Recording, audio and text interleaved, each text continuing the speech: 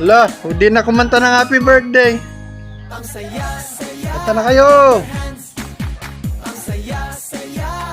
Magutom na nanay, mga bisita mo. Gutom na yung apo mo. Ay, si Dandan. Ayan na, kagalo na sila sa pansit.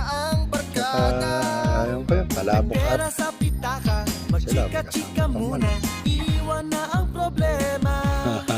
Tapos ng kayod sa umaga, giling tayo sa gabi. Pahinga na muna tayo, inom ka ng kape. Pagpasda ng kagandahan, ikembot ang katawan. Ang puso ay gumagaan. Nakakatuwa, isipin na tayo magsasama-sama. Kapamiwang pa, kala mo tayo. Okay, happy birthday po nanay.